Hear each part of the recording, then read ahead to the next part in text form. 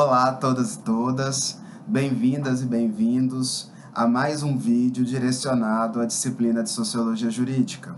Neste vídeo, trabalharemos a segunda parte do pensamento de Guy Debord acerca da sociedade do espetáculo. Recapitulando o que vimos no primeiro vídeo, nós trabalhamos inicialmente a ideia de espetáculo, ou seja, o conjunto de imagens ritualizadas que vão mediar a relação entre dois ou mais indivíduos, e a ideia de sociedade do espetáculo, ou seja, na perspectiva do Guy Debord, com o avanço da tecnologia, com o avanço do capitalismo financeiro, pensando a dinâmica da sociedade de controle, qual que é a tendência? É um processo de espetacularização das relações sociais, ou seja, as relações sociais serem cada vez menos diretamente interligadas e cada vez mais mediadas pelo espetáculo. Isso acaba tendo até uma facilidade de ser percebido quando analisamos nossa vida cotidiana. Nesse mundo ultra tecnológico ao qual nós estamos inseridos, cada vez mais nós, indivíduos, nos relacionamos com outros por meio de aparelhos, como, por exemplo, um celular, um tablet, né? Então, as transformações no mundo do trabalho, da educação, da saúde, que vimos na terceira parte do vídeo do Gilles Deleuze, de alguma maneira nos conecta com essa percepção do Debord, de que a internet e, consequentemente, a espetacularização que é possível por meio da internet, nós teremos aí cada vez mais relações virtuais, ou seja, mediadas pelo espetáculo. Eu friso muito a internet, porque a internet, na perspectiva do Deleuze, dos vídeos anteriores, seria aí o principal instrumento para exercício de controle sobre os sujeitos e formação de uma subjetividade empreendedora. Mas lembro também que o espetáculo ele não acontece somente pela internet. Existem várias maneiras de espetacularizar, por exemplo, um cinema, por exemplo, a televisão. E também vimos e discutimos com uma profundidade as características que são consideradas por Debord como estruturantes, fundamentais em todo e qualquer espetáculo. Na videoaula de hoje, nós trabalharemos outros dois aspectos. Primeiro deles, a relação entre espetáculo e capitalismo, e aí é um ponto importantíssimo que nós iremos aprofundar. E terminaremos o vídeo discutindo algumas reverberações gerais que o espetáculo gera em relação à vida do sujeito. E aí ele vai trabalhar sobre a questão do controle do tempo e o controle do espaço, que falaremos mais ao final do vídeo. Então, começando, o tema da videoaula de hoje, como eu disse há pouco, trabalharemos nessa primeira parte a relação entre capitalismo e sociedade do espetáculo. E aqui ele vai trazer algumas características que nos ajudam a refletir sobre essa correlação que é tão próxima, que é tão íntima, que é tão simbiótica entre capitalismo e espetáculo. E aí eu invoco todas as reflexões que fizemos no primeiro vídeo sobre o pensamento Debord. Pois bem, a primeira característica que surge da relação entre espetáculo e capitalismo está ligada à ideia de um espetáculo como um instrumento, como um mecanismo de replicação da ideia de episteme. E aqui, para quem não se recorda, eu retomo as aulas que tivemos lá no início do semestre, lá no início de fevereiro, quando trabalhamos os aspectos mais gerais e introdutórios do fenômeno da ordem social. Nesse momento da matéria, o que eu disse para vocês? Que o discurso seria uma espécie de saber-poder hegemônico, ou seja, aquele discurso que, em virtude de razões materiais, de uma conjuntura histórica específica, de uma conjuntura social específica, deixa de ser um discurso de um saber-poder local e passa a ser um saber-poder hegemônico. E esse saber-poder hegemônico, no nosso contexto atual, nós denominamos ele de o discurso que deriva de uma lógica capitalista liberal. Então, lembrando que essas conjunturas sociais fazem com que o capitalismo liberal do século XIX, século XX, ele se torne o saber-poder hegemônico. Lembrando, né, que para nós da sociologia, o discurso ele não é meramente descritivo, mas o discurso é um discurso também prescritivo, performativo, ou seja, ele gera impactos no real, ele condiciona o comportamento do seu interlocutor, e a partir desse discurso epistêmico, toda uma ordem social se organiza, seja indivíduos, grupos, instituições sociais, as maneiras como cada uma dessas estruturas interagem entre si, tudo isso vai ser previamente determinado pela episteme. E dentro dessa ordem social, que é organizada no nosso contexto atual a partir da ótica do capitalismo liberal, esse discurso epistêmico vai ter no espetáculo como um motor, como um vetor de circulação, de difusão, de proliferação desse discurso. Então, o espetáculo, todo espetáculo, qualquer um que vocês imaginarem, ele tem um discurso. E o que eu chamo a atenção aqui no primeiro momento é que esse discurso, ele tem um fio condutor com o que chamamos em aulas passadas da episteme. Então, o espetáculo ele não está desconectado da ordem social, do contexto social ao qual ele está inserido. O espetáculo ele sempre tem uma conexão com esse discurso epistêmico que eu acabei de explicar para vocês. E aqui, só para aprofundar um pouco nessa premissa e no que eu acabei de explicar acerca dessa relação entre capitalismo e espetáculo e episteme, eu gostaria de retomar um outro autor que, infelizmente, não está no nosso conteúdo programático, que é o Maurício Lazarato. O Lazarato, ele tem um livro que ele vai discutir muito essa ideia de capitalismo enquanto uma máquina que produz constantemente significados. Então, e aí, essa máquina, ela pode ser entendida também como instrumentos que reproduzem a episteme. Está muito vinculada a essa reflexão de episteme que eu acabei de explicar para vocês. E aí, o que ele quer dizer com essa ideia de capitalismo enquanto máquina de significados? Ele quer dizer que o capitalismo ele não é só uma maneira de pensar a prática econômica, que o capitalismo não é só uma maneira específica de acumulação de riquezas, mas o capitalismo liberal, que é sendo me especificando, né, mais a nossa realidade, que esse capitalismo ele acaba, em última instância, construindo a forma como o sujeito entende tudo ao seu redor. Seja a relação com ele mesmo, seja a relação com seus pares, com a sua família, com a comunidade, com a sociedade como um todo. Então, o capitalismo produz significados de tudo, do que é bom, do que é mal, do que é certo, do que é errado, do que é justo, do que é injusto. Tudo perpassa pela episteme e passa pelo capitalismo e pelas suas máquinas. Uma dessas máquinas é o espetáculo. Então, quando eu penso, por exemplo, a gente vai falar isso daqui a pouco ainda nesse vídeo, então quando eu penso, por exemplo, um romance, né, eu vejo um filme de romance e eu vejo um filme idealizado, né, daquele amor romântico, em que as coisas são perfeitas, né, em que o meu companheiro, a minha companheira é um príncipe, uma princesa, sem problemas, sem defeitos, né, aquele amor magnífico, que me preenche, que me satisfaz em todos os aspectos da vida. Num primeiro momento, percebam, esse filme de romance, essa novela, não tem nada a ver com o que estamos discutindo. Mas o que o Debord quer chamar a atenção para a gente é que tem sim. Porque esse amor idealizado, esse amor impossível, esse amor que não existe na prática, é um amor que vai se transformar em uma mercadoria, e é esse amor que, por ser tão desejado e por querer ser consumido pelas pessoas, ele vai ser aí rentabilizado.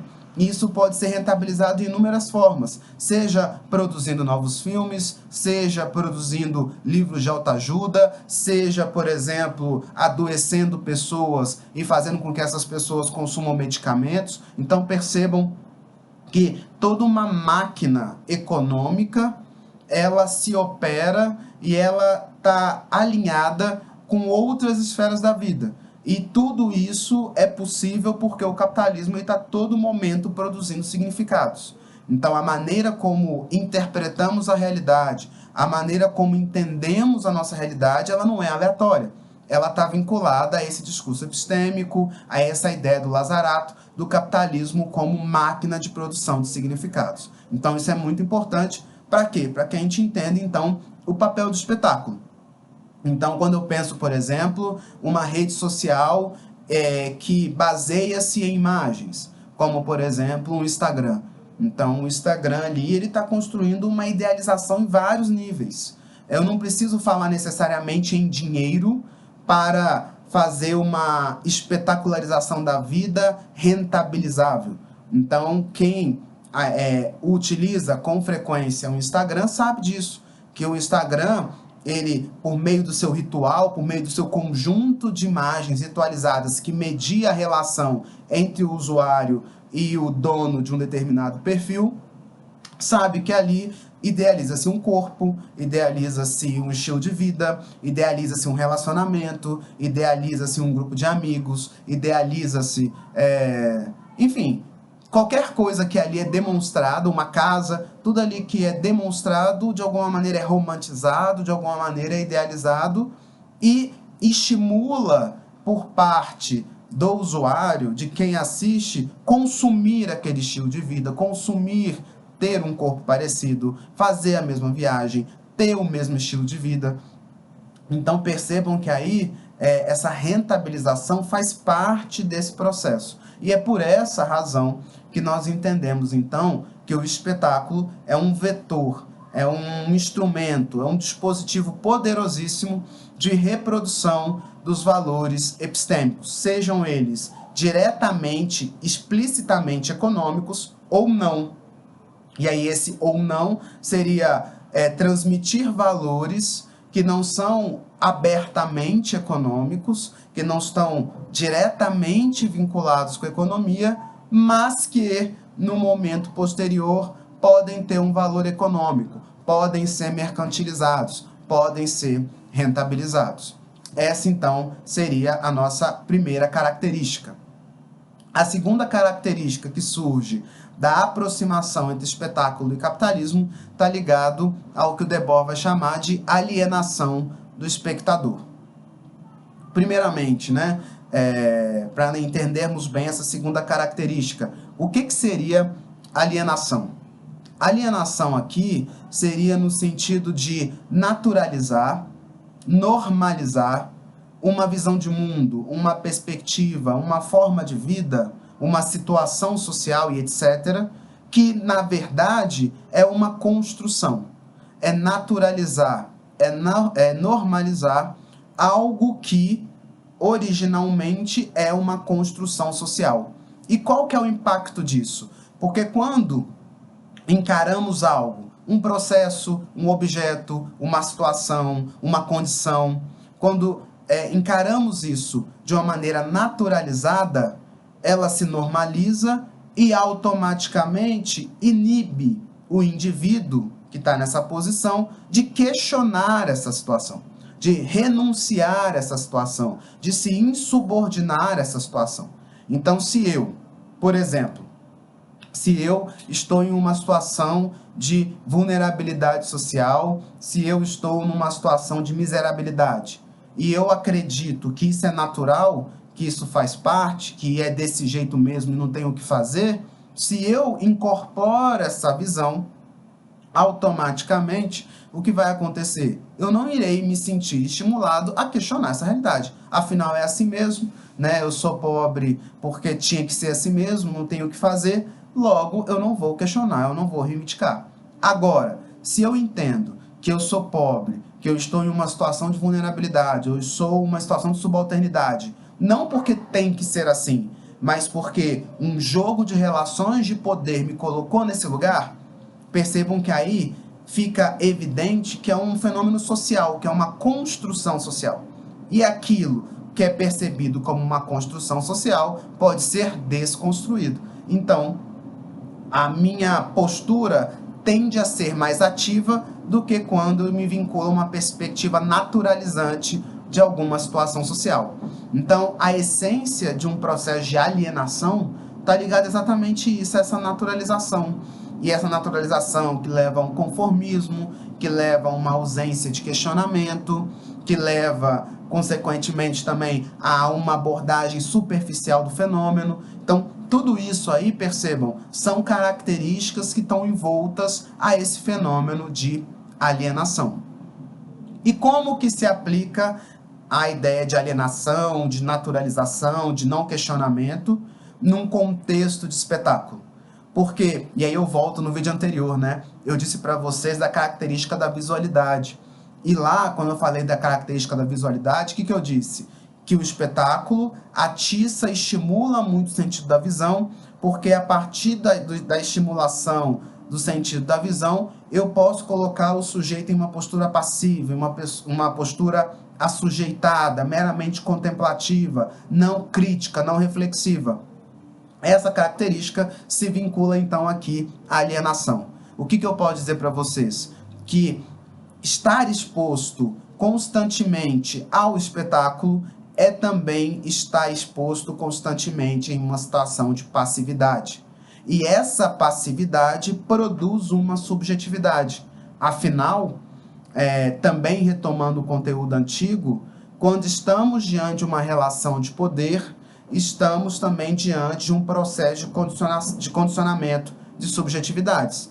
E com o espetáculo não é diferente. O espectador, diante do espetáculo, está diante de uma relação de poder. Logo, quando ele está exposto ao espetáculo, ele está passando por um processo de condicionamento da subjetividade. Com isso, você tem o quê? Uma subjetividade passiva, docilizada, assujeitada. E em que perfil? O que busca, ou qual traço de subjetividade o espetáculo quer embutir nas pessoas? A ideia do sujeito consumidor.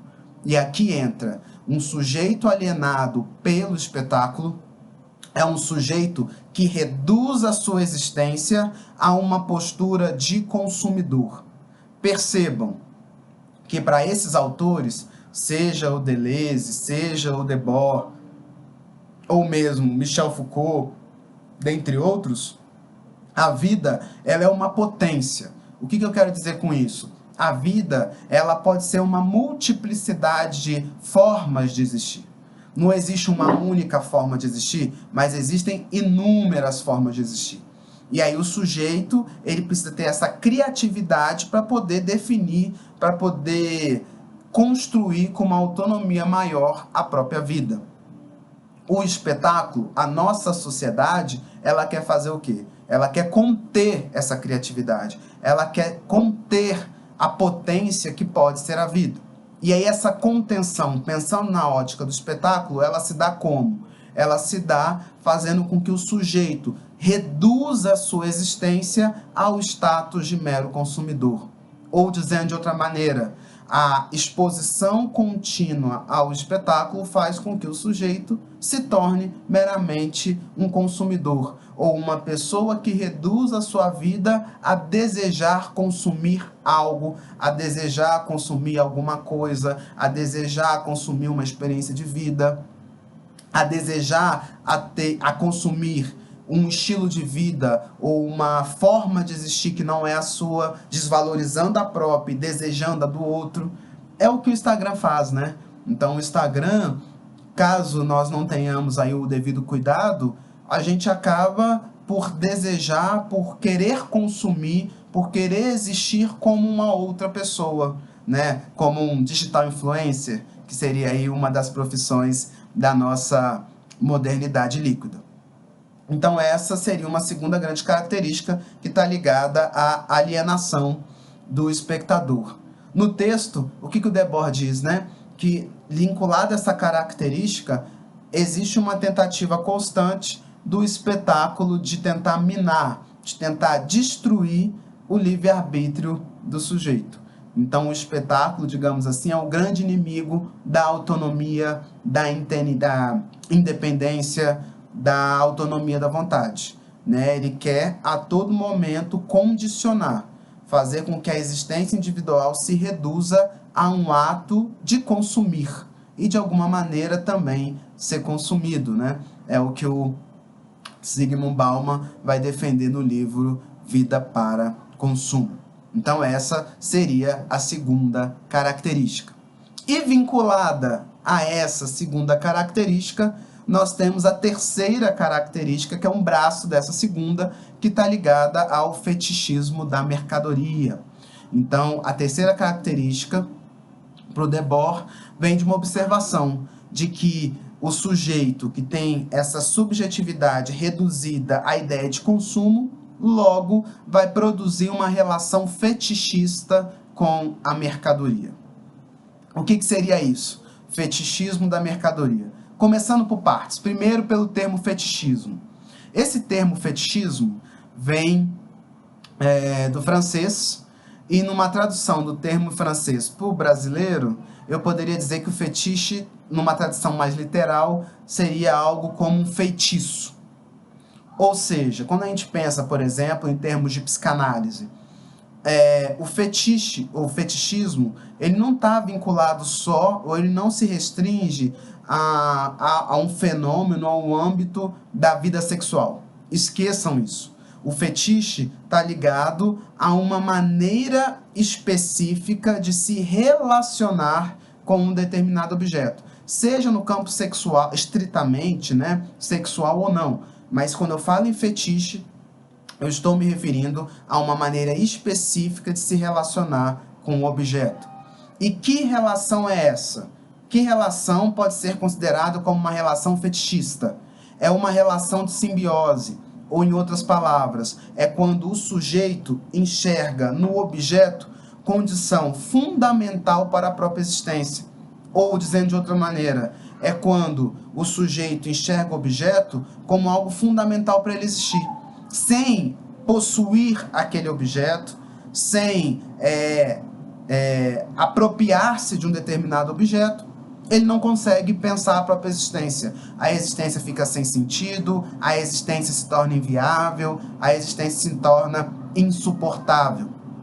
Ainda de uma terceira maneira, né, eu posso dizer que o objeto ele se torna a única forma de obtenção de prazer, a única forma de obtenção de felicidade. Se eu não tiver aquele objeto, eu não sou feliz, eu não tenho prazer, eu não tenho sentido de vida. Então percebam que a relação fetichista é exatamente essa relação em que a relação do sujeito com o objeto ela é fundamental. Não existe outro caminho, não existe outro meio, não existe outra alternativa. Eu preciso do objeto para sobreviver, digamos assim, em última instância. Quando eu falo em fetichismo da mercadoria, eu estou querendo dizer o quê? Eu estou querendo dizer que a nossa sociedade espetacularizada é uma sociedade de consumo, ou uma sociedade consumistas. Ou seja, o que é o consumista? É exatamente esse sujeito que institui com uma relação fetichista com os produtos disponíveis no mercado. Então hoje, né, essa questão do celular mesmo.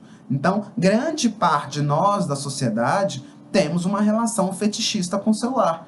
Então, muito de nós acredita, ainda que isso não seja muito racionalizado, né, muito consciente, mas a gente institui uma relação com o celular de tal maneira que acreditamos que sem o celular a nossa vida não tem sentido. Ou que eu não consigo existir se não ter um novo modelo de celular, se não ter um celular de determinada maneira, ou se eu não estiver usando o celular. Então, é essa relação fetichista. E eu estou falando do celular porque eu acho que é uma relação mais óbvia de ser percebida no momento atual. Mas eu posso pensar em relação a tudo. Então, a relação do sujeito com o objeto passa a ser uma relação fundamental. Eu não consigo pensar a minha existência, a satisfação do meu prazer, minha felicidade, sem obter um objeto ou um coletivo de objetos, que é o que faz parte da sociedade de consumo. Isso é tão interessante, é triste, mas tão interessante ser analisado sociologicamente, que isso gera, inclusive, patologias do contemporâneo, por exemplo, das pessoas acumuladoras. Então, somente em sociedades que estimulam muito o consumo, como, por exemplo, os Estados Unidos, a gente tem um índice muito alto de pessoas que tem essa necessidade patológica e é extremamente fetichista de acumular bens. Então acumula vários objetos, compra várias coisas, muitas vezes compra coisas que não vai usar. Isso é muito comum no fetichismo, né? Eu preciso ter a coisa, mas o que eu vou fazer com a coisa? O que essa coisa vai acrescentar na minha vida? Pouco importa. Eu tenho que ter a coisa para ser feliz, para que minha vida tenha sentido. É uma relação bem do campo do desejo, né? E bem racional, pouco reflexiva. De novo, está ligada à passividade, à postura contemplativa, que o espetáculo que ele promove em relação ao espectador. Então percebam que a gente, a partir do espetáculo, se insere, né, de uma maneira muito profunda, de uma maneira muito estrutural, numa lógica de consumistas, né, do consumidor irracional. Por quê? Porque ele institui relações fetichistas, inclusive, muitas vezes, violando a si próprio, violando a seus próprios pares, violando os interesses da comunidade, se despolitizando. Então percebam que o fetichismo da mercadoria, ele não atinge só no campo individual, mas ele atinge no campo micropessoal, no campo macro, inclusive, né? Então o sujeito que é consumidor e que pensa a sua felicidade somente na compra é um sujeito, por exemplo, que tende a não se envolver com as questões da comunidade. É uma pessoa que tende a se despolitizar, ou é mais um fator para a despolitização. Por quê? Porque o foco dele é o consumo. O foco dele é comprar, ter coisas irracionalmente. Então, a pessoa que está com toda a sua energia voltada para o consumismo, como que atua na política? Como que se envolve em outras questões da comunidade? Como reflete sobre outros âmbitos e outras problemáticas da existência? Não, ele tem uma relação focada, simbiótica, somente com a aquisição de bens de consumo. Então essa é uma outra característica extremamente preocupante, mas que é gerada pela essa exposição à sociedade do espetáculo. E a próxima característica está ligada ao crescimento econômico. E aqui percebam, né, esse termo crescimento econômico fica muito abrangente. Eu só trago ele aqui para que a gente possa pensar como que o espetáculo ele contribui para o desenvolvimento, o fortalecimento das práticas de mercado ou das práticas econômicas. Aqui, nessa quarta característica, eu só gostaria de mencionar dois elementos, que esse crescimento econômico ele pode se dar de uma maneira direta ou de uma maneira indireta. O que é a maneira direta? É estimular a comprar um bem de uma maneira bem explícita, de uma maneira bem evidente. Quando eu faço, por exemplo, comercial de uma roupa, quando eu pago, por exemplo, uma digital influencer para fazer uma foto e uma postagem no seu perfil de um determinado produto de beleza. Isso aí é uma venda, digamos, tradicional, óbvia, evidente. Agora, o crescimento econômico na lógica espetacular, e é aqui que eu chamo mais atenção, que é a mais difícil de ser percebida, que é a forma indireta. E no que consiste a forma indireta? Consiste em rentabilizar ou transformar em objetos de consumo determinados elementos, fenômenos, situações que originalmente não são mercantilizáveis. Repetindo, o que seria esse crescimento econômico indireto? Seria quando, por meio da espetacularização, eu transformo em mercadoria situações, processos, fenômenos que não são necessariamente mercantilizáveis ou originalmente passíveis de serem explorados economicamente. Seria o caso, por exemplo, de um sentimento. E aí eu volto, né, nas novelas ou nos filmes de romance. Então, quando eu penso um filme de romance, ali eu tô, por mais que não se use a palavra venda, investimento, consumo, eu estou vendendo ali uma forma de amar. Eu estou vendendo uma forma de sentir. Eu estou vendendo uma forma de se relacionar. A pessoa que sai do filme, somente as pessoas que estão solteiras, né, ou que estão insatisfeitas com o relacionamento, elas vão desejar consumir aquilo que foi retratado no filme, na novela? Quando isso acontece, como que eu posso explorar economicamente isso? Por exemplo, produzindo livros de autoajuda. 10 dicas para encontrar a mulher dos seus sonhos, ou 15 dicas para encontrar a pessoa amada. Percebam que a autoajuda cresce muito nesse contexto, porque ela mercantiliza um desejo de viver uma experiência, de ter um sentimento, de ter uma forma de se relacionar. Então, percebam que exatamente tornar rentável aquilo que não é originalmente uma mercadoria, mas que a partir do espetáculo passa a ser explorável economicamente. É essa a forma indireta que eu gostaria, então, de transmitir para vocês. E para fechar esse segundo vídeo sobre o pensamento de Guy Debord acerca da sociedade do espetáculo, eu gostaria de trabalhar as outras duas decorrências, né, que vão se dar em relação ao sujeito, né, espectador. Primeiro é a questão do controle do tempo e depois a questão do controle do espaço. O controle do tempo é uma observação que o Debord faz no sentido de demonstrar que o sujeito, quando ele está exposto ao espetáculo, é como se ele se descolasse do tempo cronológico. Ele perdesse a percepção do tempo ou do decorrer do tempo. Isso faz com que ele possa ser mais manipulado ou manipulável pelas estruturas espetaculares ou as estruturas de espetáculo. Um exemplo disso, quando estamos no celular, e é muito comum, né? Você fala, a gente pensa, tenta se programar, olha, eu vou ficar 5 minutos, só olhar as mensagens rapidinho e vou voltar para estudar determinado conteúdo da faculdade. Só que esses 5 minutos, facilmente, eles se tornam em 1 hora, 2 horas, 3 horas. Por que isso acontece? Porque quando estamos, né, inebriados, né, hipnotizados pelo espetáculo, ele consegue fazer esse descolamento. E isso é muito importante para expor o espetáculo, para promover a passividade, para promover o consumo pela via direta ou indireta. Então, esse descolamento do tempo é um suporte para que as características que eu disse no início desse vídeo se tornem viáveis. Esse é o controle do tempo que o Debord assim vai chamar, ou o tempo espetacular.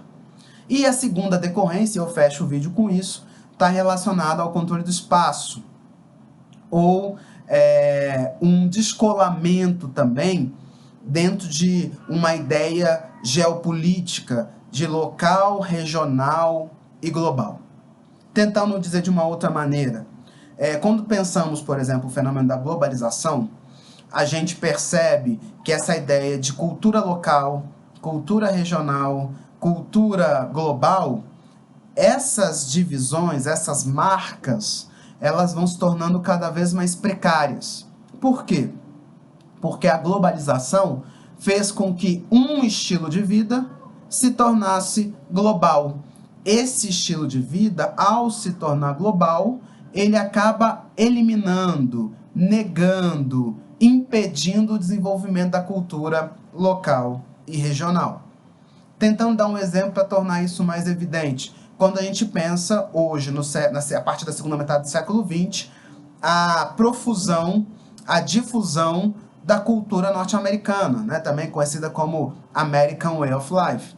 Então hoje, nós, por exemplo, brasileiros, nós somos profundamente influenciados pela cultura americana, em especial na indústria cultural, na indústria do entretenimento. Então, né, os livros que nós lemos em grande medida são livros advindo de autoras americanas. O cinema, né, hoje os grandes recordes de bilheteria ocorrem tendo como filmes americanos. Então os filmes de super-heróis hoje têm batido recordes e recordes, e que vêm de um estilo americano. E aí, em relação aos filmes de super-heróis, a gente pode aplicar todas as características que eu disse nesse vídeo e no vídeo anterior. Então, a gente percebe como nós somos profundamente marcados. E a nossa cultura local, o cinema local, né, a arte local, ela acaba sendo preterida em nome dessa arte global. E isso não acontece só no Brasil, acontece no mundo inteiro.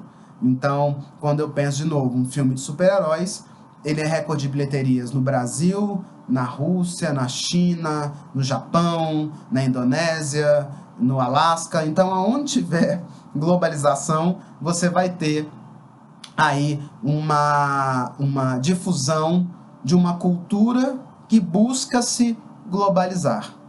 Fechando essa característica, o que isso nos leva? Nos leva a uma sociedade massa. A sociedade massa é uma sociedade massificada, homogeneizada, pasteurizada. E ao pasteurizar, homogeneizar o estilo de vida no mundo, porque cada vez menos tendemos a valorizar o local, o regional, mas sim universalizar um único estilo de vida, isso faz então com que o mercado possa se ampliar também. Então, um exemplo disso, né, saindo do cinema, como que eu vendo, por exemplo, um iPhone no valor que ele tem e com o status que ele tem, numa cultura totalmente desvinculada dessa cultura norte-americana, dessa cultura europeia? Não tem sentido. Se eu apresentar isso para uma comunidade indígena, um celular, eles não vão dar o valor, não vai existir o mesmo simbólico que nós atribuímos ao aparelho, porque nós estamos aculturados com essa cultura, por essa cultura hegemônica, né? Então, se eu massifico, inclusive massificando, por exemplo, essa cultura tradicional, ela vai incorporar os valores que nós temos, ou que hegemonicamente se defende. Consequentemente, um sanduíche, um bem de consumo, um estilo de vida, um filme, uma rede social, se torna vendável para esse público também. Então, massificar o mundo é também ampliar o mercado, ampliar o capitalismo, ampliar as possibilidades de acumulação de riqueza. Prezados e prezadas, né? Fechamos aqui esse segundo vídeo. Eu acho que esse vídeo, inclusive, ficou grande. Então, fechamos por aqui esse segundo vídeo sobre Guy Debord e a Sociedade do Espetáculo. Espero que vocês tenham gostado da exposição dos dados, das informações. Caso tenha ficado alguma dúvida, por favor, anotar e expô-las para mim no fórum, que a gente tenta resolvê-las da melhor maneira possível. Mais uma vez, obrigado. Espero vocês na terceira videoaula sobre o Guy Debord, quando a gente conclui o raciocínio dele. Obrigado e até a próxima.